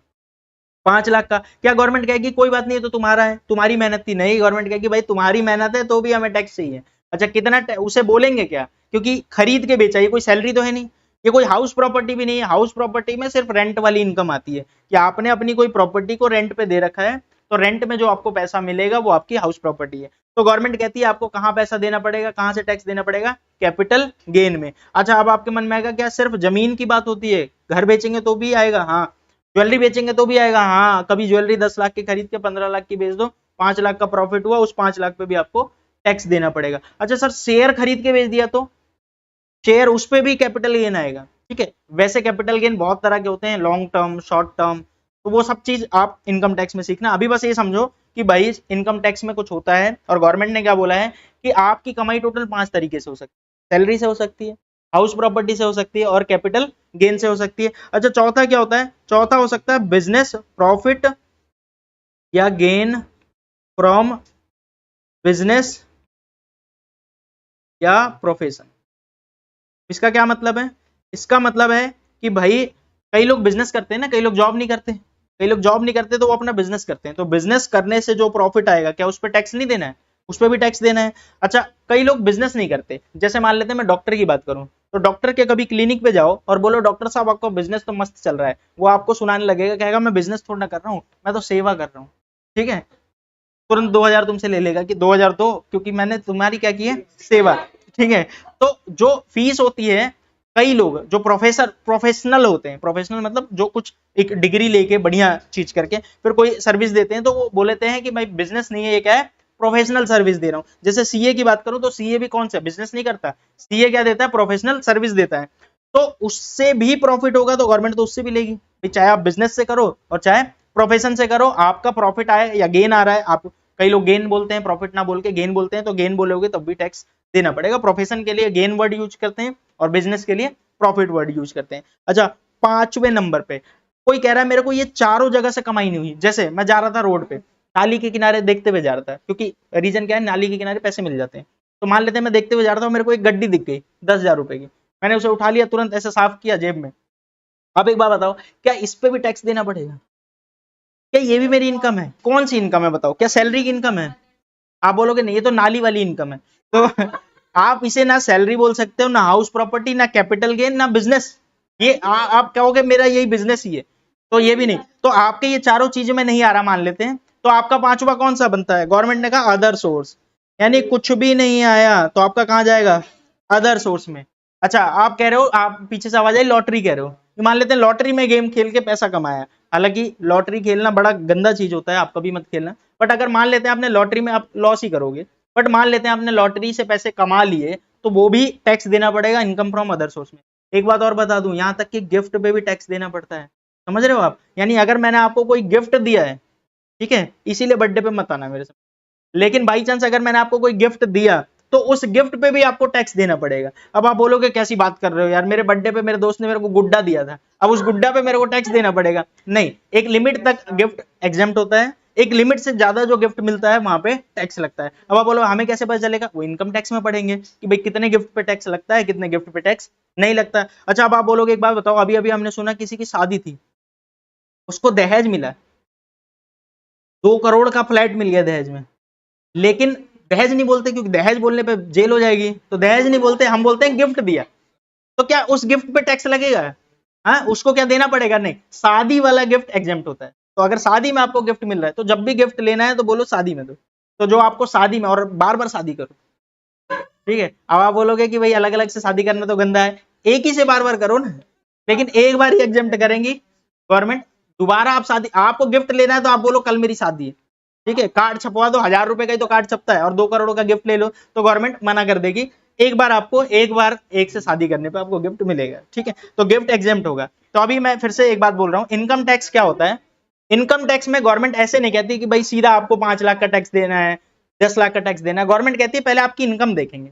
अच्छा, इनकम कैसे देखेंगे? अलग अलग हेड है, ये 5 हेड है, पांचों हेड से आप कहीं से भी कमाओगे वहीं लिखना पड़ेगा। अगर सैलरी से कमा रहे हो तो सैलरी में लिख के दो, हाउस प्रॉपर्टी से कमा रहे हो तो हाउस प्रॉपर्टी में लिख के दो, कैपिटल गेन से कमा रहे हो तो कैपिटल गेन में लिख के दो। अच्छा, मैं एक और बात बता दूं, अभी ये 5 हेड है ना, गवर्नमेंट फ्यूचर में हेड भी चेंज करने वाली है। जो डायरेक्ट टैक्स कोड आने वाला है ना, उसमें गवर्नमेंट हेड का नाम चेंज करेगी, कुछ कुछ 5 की जगह 3 करने का प्लान है या 4 करने का प्लान है, तो वो सब हम बाद में सीखेंगे। अभी आप इस पे फोकस करो, ये समझ आ जाएगा तो वो भी बहुत अच्छे से समझ आ जाएगा। तो क्या गवर्नमेंट ने क्या बोला भाई सब, मेरी टोटल कितनी इनकम है, मतलब आपकी कितनी इनकम हो सकती है? 5, salary, house property, capital gain, profit या गेन फ्रॉम बिजनेस या प्रोफेशन, और लास्ट में अगर कहीं नहीं आ रहा तो अदर सोर्स। यहां तक कि आपका अगर फोन पे रिवॉर्ड मिला, अब तो मिलता नहीं है, बट मान लेते हैं मैंने किसी को स्कैन किया और स्कैन करने के बाद पेमेंट की, उसके बाद मेरे को कोई रिवॉर्ड मिला, और ऐसे करते करते मैं बहुत लकी हूं, मेरे को पूरे साल में 10 लाख का रिवॉर्ड मिल गया, नहीं मिल सकता लेकिन मान लेते हैं मिल गया, तो वो 10 लाख भी आपके लिए इनकम टैक्स में आपको टैक्स देना पड़ेगा उस 10 लाख। और कौन से उसमें दोगे? अदर सोर्स में। समझ आ गया? तो ये पांचों जोड़ो, गवर्नमेंट कहती है ये पांचों जोड़ो, ये पांचों जोड़ के आपका जितना आएगा उतनी इनकम मानी जाएगी। मान लेते हैं पांचों जोड़ के मेरा 20 लाख रुपए आ रहा है, तो मेरी इनकम कितनी है? 20 लाख रुपए, ठीक है, इसे बोलते हैं ग्रॉस टोटल इनकम। तो पहले तो पांचों हेड की इनकम जोड़ो, जो आ जाएगा ग्रॉस टोटल इनकम। अच्छा, जब इनकम आ गई तो क्या इसी इनकम पे टैक्स देना है? नहीं, गवर्नमेंट इतनी निर्दयी नहीं है। गवर्नमेंट क्या कहती है कि भाई हम कुछ डिडक्शन देंगे आपको। क्या देंगे? कुछ डिडक्शन। कौन से डिडक्शन? 80C से 80U तक डिडक्शन देंगे। अब आप बोलोगे भाई ये क्या होता है, डिडक्शन क्या होता है? ध्यान से सुनो, मैं थोड़ा सा आपको एक कहानी बताता हूँ तो आपको समझ आएगा। वैसे कहानी नहीं है, बहुत आसान सी चीज है, सिंपल वे में बोल देता हूँ मैं आपको। मान लेते हैं, ध्यान से सुनना, एक इंसान, एक मतलब परिवार के गरीब होने का रीजन क्या है? इंडिया में कोई परिवार गरीब है, बहुत सारे लोग गरीब हैं। अच्छा, आपको क्या लग रहा है आप पूरी लाइफ जिंदा रह जाओगे तो भी आपकी फैमिली गरीब रहेगी? सोच के बताना। मान लेते हैं आप हो, आपने पूरी लाइफ, आप सब पढ़े लिखे हो तभी ये वाला कोर्स देख रहे हो, ठीक है, आप सब पढ़े लिखे हो, इतनी नॉलेज होगी, इतना दिमाग होगा आपके अंदर। आप अगर पूरी लाइफ जिंदा रह जाओगे तो आपकी अगली पीढ़ी क्या गरीब रह सकती है? क्या आप गरीब रह सकते हो? आप बोलोगे हम कमा लेंगे, और इतना कमा लेंगे कि गरीब तो नहीं रहेंगे, मतलब हम स्टैंडर्ड अपना अप कर जाएंगे। तो मेनली गरीबी का जो रीजन होता है ना, वो आप देखोगे, वैसे तो 2 रीजन होता है, एक अनपढ़ रह जाए कोई, अगर अनपढ़ रहा तो कमा नहीं पाएगा। और आप बोलोगे गलत बात कर रहे हो, मेरी गली में एक अनपढ़ अंकल है, बहुत पैसा कमाते हैं। तो जरूरी नहीं है अनपढ़ यानी पढ़ाई आपका पैसा डिसाइड नहीं करती कि भाई आपने कितना पढ़ रखा है तो उतना पैसा कमाओगे, नहीं, आपका दिमाग जो होता है ना वो पैसा डिसाइड करता है। आप अच्छी जगह पे दिमाग लगाओ, चाहे आपने पढ़ाई की हो चाहे ना पढ़ाई की हो, आप पैसा कमा लोगे। लेकिन जो इंडिया में गरीबी का सबसे बड़ा रीजन होता है डेथ। अगर किसी की डेथ हो जाए, मान लेते हैं घर में कोई एक ही है कमाने वाला, और अगर उसकी डेथ हो गई तो आप मान के चलो कि इंडिया, मतलब उसकी फैमिली अब गरीब रहेगी, कम से कम 10 से 15 साल तक उसके घर में कोई कमाने वाला नहीं होगा या कुछ भी नहीं होगा, फिर छोटे मोटे कमाई करके वो किसी तरह अपना पेट पाल पाएंगे बस। तो जो बहुत ज्यादा रीजन होता है गरीबी का वो होता है डेथ हो जाना किसी एक का, ऐसे का जिस जो कमा रहा है फैमिली में, ठीक है। तो इसीलिए गवर्नमेंट ने कहा क्यों ना आप लाइफ इंश्योरेंस लो। अगर आप लाइफ इंश्योरेंस लोगे, ठीक है, आदमी तो लौट के नहीं आ सकता, पर उस आदमी की जो वैल्यू थी उतने रुपए तो आपको मिल जाएंगे। सपोज करता हूं, मान लेते हैं कि मैं मुझे लगता है कि मेरे घर का ना 1 लाख रुपए खर्चा है हर महीने का। ध्यान से सुनना, मुझे लगता है कि मेरे घर का 1 लाख रुपए हर महीने का खर्चा है, तो मुझे अपना कितना इंश्योरेंस कराना चाहिए भाई? 1 लाख, पूरे महीने का खर्चा कितना होगा? 12 लाख। और मान लेते हैं, मैं कह रहा हूं कि 10 साल तक मेरे जाने के बाद भी मेरे घर वालों को कोई दिक्कत नहीं होनी चाहिए, 10 साल तक। तो 10 साल से गुणा कर दो, तो 1 करोड़ 20 लाख, यानी लगभग लगभग मुझे 1 करोड़ 20 लाख का इंश्योरेंस ले लेना चाहिए। मतलब मुझे, अगर मेरे घर का 1 लाख रुपए का खर्चा है तो मुझे 1 करोड़ 20 लाख का इंश्योरेंस ले लेना चाहिए, लाइफ इंश्योरेंस, ठीक है, चाहे आप कोई सा भी लो। क्योंकि कुछ महंगे होते हैं कुछ सस्ते होते हैं, मैं इंश्योरेंस नहीं बेचता तो मैं ये सारी बातें नहीं बोलूंगा आपको, कभी अलग से डिस्कस कर लेंगे, बस आप समझ लो कि इंश्योरेंस होना चाहिए। अब मान लेते हैं कल को मेरी डेथ हो जाए तो मेरे घर वालों को कितना मिल जाएगा? 1 करोड़ 20 लाख रुपए, ठीक है। अब 1 करोड़ 20 लाख में हमारे घर वाले गरीब तो नहीं हो जाएंगे? 1,20,00,000 यानी अगले 10 साल तक खर्चा चलाने के लिए है। अब आप बोलोगे महंगाई बढ़ेगी, अभी 1,00,000 में चल रहा है तो फ्यूचर में, पहली बात एक बता दूं, 1,00,000 का खर्चा इसलिए है क्योंकि मैं हूं। अगर मैं नहीं रहूंगा या कमाने वाला नहीं रहेगा तो खर्चे अपने आप कम हो जाएंगे, घर वाले उतना खर्चा नहीं करेंगे, खर्चा कम करने लगेंगे। अच्छी जगह रेंट पे ना रह के बेकार जगह पे रेंट पे रहेंगे कि बस जिंदगी चलानी है किसी से, क्योंकि जो कमाने वाला था वो तो है ही नहीं। लेकिन आपकी फैमिली को कोई प्रॉब्लम नहीं होने वाली। कोई छोटा बच्चा है अगर पढ़ाई करने वाला, तो वो कम से कम 10 साल में इस लेवल पे आ जाएगा कि वो कमाने लगे। तो आपके पास कम से कम 10 साल का बजट होना चाहिए, इतने का इंश्योरेंस ले लो। अब गवर्नमेंट इसको बड़ा प्रमोट करती है कि भाई इंश्योरेंस ले लो, इंश्योरेंस ले लो। तो गवर्नमेंट ने क्या कहा कि अगर कोई इंश्योरेंस लेता है तो जितने रुपए का वो प्रीमियम देता है उस साल, प्रीमियम देना पड़ता है ना, आपको पता है लाइफ इंश्योरेंस जब आप लेते हो तो आपको प्रीमियम देना पड़ता है, कुछ पेमेंट करनी होती है।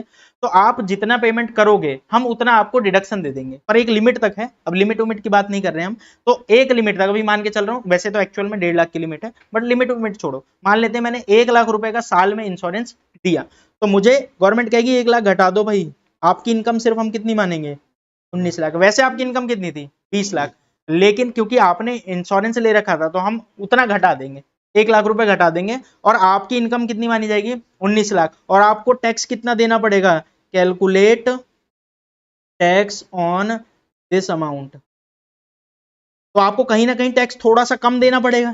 तो लोगों को गवर्नमेंट ने क्या किया, मोटिवेट किया कि भाई आप ये काम करो, इंश्योरेंस लो, और इंश्योरेंस लेने से आपको फायदा बस यही होगा कि आपका टैक्स भी बच जाएगा और आपकी फ्यूचर की लाइफ भी सिक्योर हो जाएगी। ठीक है, तो अब धीरे धीरे गवर्नमेंट ये सब बंद कर रही है। वैसे ध्यान रखना, अभी मैं आपको क्या सिखा रहा हूँ कि भाई गवर्नमेंट बेनिफिट दे रही है ना, बट धीरे धीरे बंद कर रही है। जब हम ओल्ड टैक्स रेजिम में न्यू टैक्स रेजिम पे जाएंगे, आगे चल के मैं समझाऊंगा, तो आपको समझ आएगा कि हाँ यार ये गवर्नमेंट क्यों बंद कर रही है। गवर्नमेंट को बंद नहीं करना चाहिए एक्चुअली। अब लोग बहुत ज्यादा समझदार हो गए हैं, लोग पढ़े लिखे भी ज्यादा हो गए हैं, तो लोग इंश्योरेंस ले रहे हैं। तो गवर्नमेंट कह रही है अब क्या प्रमोट करने का फायदा है इंश्योरेंस को, इंश्योरेंस को प्रमोट नहीं करेंगे। लेकिन अभी आप सब कुछ छोड़ो, अभी जो आपको समझा रहा हूँ बस उतना समझो। गवर्नमेंट ने कुछ डिडक्शन दी कि भाई यहाँ पैसे लगाओगे तो इतना डिडक्शन मिल जाएगा। सेम इसी तरह गवर्नमेंट ने क्या कहा कि भाई अगर आप हेल्थ इंश्योरेंस लेते हो, अच्छा अब एक बात बताओ, इसको थोड़ा सा दूसरी तरीके से समझते हैं कि भाई डेथ नहीं हुई लेकिन एक ऐसा एक्सीडेंट हो गया जिसमें 20,00,000 रुपए का खर्चा है आपका। भाई अगर आपका एक्सीडेंट हो गया और ऐसा एक्सीडेंट हुआ जिसमें 20,00,000 का खर्चा, तो अब आप मरे तो नहीं, आपको इंश्योरेंस का पैसा तो नहीं मिलेगा, लेकिन भाई साहब 20,00,000 रुपए लाए कहां से, 20,00,000 रुपए कर्जा लेकर आना पड़ेगा। और जब कर्जा लेकर 20,00,000 रुपए आप दोगे, अपना इलाज कराओगे, और उसके बाद आप जॉब पे जाने भी लगोगे, तो अगले 10 साल तो बीत जाएंगे कर्जा चुकाने में, 5 साल 10 साल। तो गवर्नमेंट कहती है भाई हेल्थ इंश्योरेंस को भी प्रमोट करो, लोग अपना हेल्थ इंश्योरेंस लें, अगर कोई एक्सीडेंट होता है, कुछ होता है, तो कम से कम उतना आपका इलाज हो जाए। ठीक है, उतने का इलाज हो जाए। जैसे मान लेते हैं मैंने 20,00,000 का हेल्थ इंश्योरेंस ले लिया, तो कल को मैं अगर किसी भी रीजन से मुझे चोट लगती है या फिर मेरा कोई बीमारी हो जाती है, तो मैं अगर हॉस्पिटल में एडमिट होता हूँ, तो 20,00,000 रुपए तक का खर्चा मेरा कौन उठाएगा, इंश्योरेंस वाला जिससे भी आपने इंश्योरेंस ले रखा है, तो वो इंश्योरेंस वाला आपका 20,00,000 तक का खर्चा उठाएगा, तो आपके पैसे बच गए ना। तो ये दो चीज, अगर आप अपनी लाइफ की शुरुआत कर रहे हो और आपके पास जब भी पैसा आना शुरू, जब भी आपके पास कभी भी पैसा आना शुरू हो, आप सबसे पहले ये दो चीज जरूर करें, एक लाइफ इंश्योरेंस और एक हेल्थ इंश्योरेंस। हेल्थ इंश्योरेंस आप अपना थोड़ा लेट भी ले सकते हो, बट पहले अपने मम्मी पापा का लेना, क्योंकि मम्मी पापा की हेल्थ इशू आने के ज्यादा चांसेस हो। जैसे अब आपके में भी कुछ नहीं कह सकते, जैसे मैं क्रिकेट खेल रहा था, आपको पता है कि आप में से कई लोग मेरे को जानते हो अच्छे से बहुत पहले से, तो मैं क्रिकेट खेल रहा था, क्रिकेट खेलते हुए मैं उस टाइम पे बैटिंग कर रहा था, और रनिंग करते हुए मेरा पैर ट्विस्ट हो गया, जिसकी वजह से मेरा लिगामेंट टूट गया, पैर का लिगामेंट टूट गया था। लिगामेंट का ऑपरेशन होता है, वो ऑपरेशन हुआ उस टाइम पे मेरे को करीब करीब हमारा जो 4 से 5 लाख रुपए का खर्चा आया था। बट क्योंकि मेरा इंश्योरेंस था तो मुझे 1 रुपए भी नहीं देने पड़े, और मेरा इंश्योरेंस इस तरीके से था कि ऑपरेशन होने के 6 महीने बाद तक के सारे खर्चे कवर थे उसमें। यानी ऑपरेशन हो गया, उसके बाद भी 6 महीने तक जो मेडिसिन चली, जो मैंने फिजियोथेरेपी कराई, वो सारे का खर्चा मेरे को मिल गया आराम से। तो यानी मेरी जेब से 1 रुपए खर्च नहीं हुआ मेरे पूरे ऑपरेशन पे, प्लस जो और आगे खर्चा था वो अलग था। तो ये चीज क्या होता है कि बड़ा फायदा करती है। तो आप फ्यूचर में जब भी आपके पास पैसा आना शुरू हो, सबसे पहला काम लाइफ इंश्योरेंस और हेल्थ इंश्योरेंस लो, ताकि अपनी लाइफ को सिक्योर करो। फिर आपके पास 1 रुपए भी ना हो, मान लेते हैं मेरे पास अभी 1 रुपए भी नहीं है मेरे अकाउंट में, सच में नहीं, गरीब आदमी हूँ, मेरे अकाउंट में अभी एक तो 1-2 रुपए होगा, 10 रुपए के आसपास, तो मेरे अकाउंट में जो पैसे हैं 10-20 रुपए, और मेरे घर में 7 फैमिली मेंबर हैं, तो क्या मुझे डरना चाहिए कि यार 7 लोग हैं, कल को पैसे की जरूरत पड़नी चाहिए, मेरे पास होने चाहिए, मेरे पास नहीं है पैसे फिर भी डर नहीं है, क्योंकि सातों का हेल्थ इंश्योरेंस है, और लाइफ इंश्योरेंस सिर्फ मेरा है।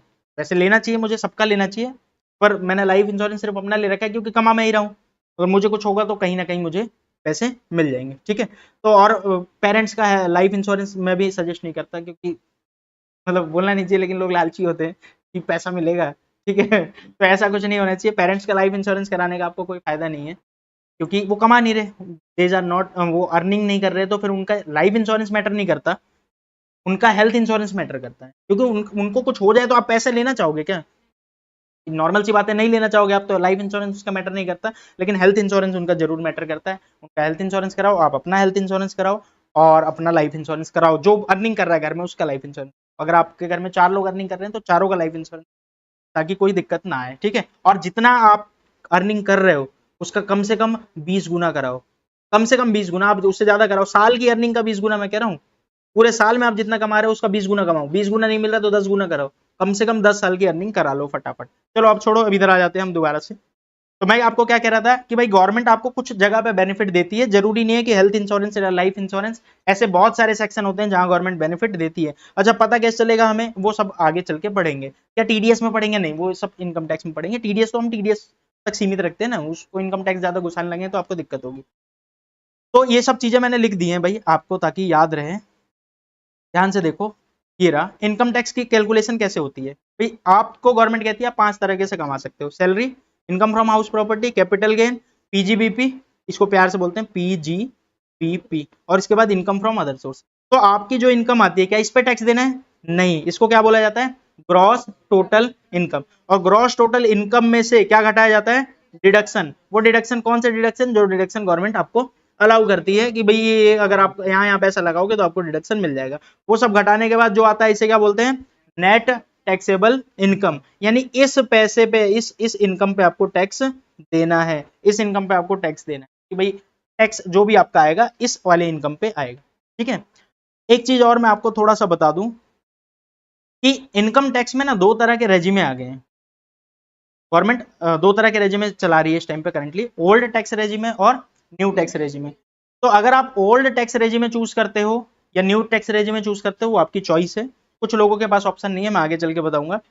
बट टैक्स कैलकुलेशन करने के भी 2 तरीके हैं, एक ओल्ड तरीका जिसे बोलते हैं ओल्ड टैक्स रेजिमे, और एक न्यू टैक्स रेजिमे। आपको दोनों से कैलकुलेट करना आना चाहिए। तो दोनों से कैलकुलेशन की, भाई किसी की इतनी इनकम है, किसी की इतनी सैलरी है, तो उसका इतना टैक्स बनेगा, ये आपको आना चाहिए। तो हम क्या करेंगे, सबसे पहले कल की क्लास में हम न्यू टैक्स रेजिमे समझना शुरू करेंगे। कल की क्लास में हम सबसे पहले समझेंगे कि मान लेते हैं मेरी इतनी सैलरी है तो मेरा कितना टैक्स बनेगा। तो पहले वो समझेंगे, मैं आपसे कुछ क्वेश्चन दूंगा, आपको करना है क्वेश्चन, और जब आपको न्यू टैक्स रेजिमे समझ आ जाएगा फिर मैं आपको समझाऊंगा कौन सा, ओल्ड टैक्स रेजिमे। फिर मैं दोनों में डिफरेंस बताऊंगा, दोनों में डिफरेंस बताने के बाद फिर हम टीडीएस स्टार्ट करेंगे। तो अभी पहले इनकम टैक्स आना चाहिए, फिर हम टीडीएस पे चले जाएंगे, ठीक है। तो अभी मैं ये वाली क्लास यहीं पे खत्म कर रहा हूँ, अगली क्लास में हम टैक्स की कैलकुलेशन सीखेंगे, ठीक है। किसी को कुछ पूछना है तो पूछ सकते हो क्लास में ही, अदरवाइज मैं बंद कर रहा हूँ। हाँ जी, हाँ देखो आपका क्वेश्चन है क्या ओल्ड टैक्स रेजिमे और न्यू टैक्स रेजिमे में चेंजेस आते रहते हैं। हर साल जब भी बजट आता है तो बजट में चेंज होते हैं। अभी ये वाली क्लास दोबारा रिकॉर्ड इस वजह से हो रही है क्योंकि जुलाई में बजट आ गया, ठीक है। तो जब भी बजट आता है, नॉर्मली बजट हमेशा आता है फरवरी में, बजट आता है तो बजट में गवर्नमेंट लेकर आती है कि इस साल इनकम टैक्स में ये इतना इतना टैक्स आपको पे करना पड़ेगा। तो वो जो टैक्स की कैलकुलेशन होती है वो सारा कहां से डिसाइड होता है? बजट से। बजट कब आता है? हर साल फरवरी में। लेकिन जिस साल इलेक्शन होते हैं, जैसे इस साल इलेक्शन थे, 2024 में इलेक्शन थे, तो इलेक्शन में क्या होता है कि फरवरी में जो बजट आया, फरवरी के टाइम पे जो बजट आया, वो अगर हो सकता है जैसे बीजेपी चल रही थी उस टाइम पे, अब बीजेपी अगर मान लेते हैं हार जाती, तो जुलाई में कोई और गवर्नमेंट बनती, जैसे कांग्रेस की गवर्नमेंट बनती या कोई और गवर्नमेंट बनती, तो जो भी गवर्नमेंट बनती वो अपने हिसाब से बजट दोबारा निकालती। तो जिस साल इलेक्शन होता है उस साल 2 बार बजट आता है, एक बार बजट आएगा फरवरी में और एक बार बजट आएगा जुलाई में। तो जो जुलाई अगस्त में बजट आएगा, जुलाई अगस्त के आसपास, वो बजट कंटिन्यू करेगा। तो इस बार जो जुलाई में बजट आया वो बजट कंटिन्यू करेगा। तो मैं इस बार वाले बजट के हिसाब से आपको पढ़ाऊंगा, तो आपको पुरानी कोई बातें नहीं भी पता तो छोड़ दो, भूल जाओ, आपको पुराने से कोई मतलब नहीं है। और हर साल दोनों रेजिमे में चेंज होता है, बजट आएगा तो बजट में हर साल दोनों रेजिमे में चेंज होगा। अच्छा गवर्नमेंट की मर्जी है चेंज ना करे तो बात अलग है, पिछले साल वाला कंटिन्यू हो जाएगा, लेकिन अगर गवर्नमेंट ने चेंज किया तो पिछले साल वाला चेंज हो जाएगा। तो हर साल चेंज होता है, नॉर्मली आप मान के चलो हर साल कुछ ना कुछ चेंजेस आते हैं। तो अभी मैं क्लास यहीं पे खत्म कर रहा हूँ, ठीक है।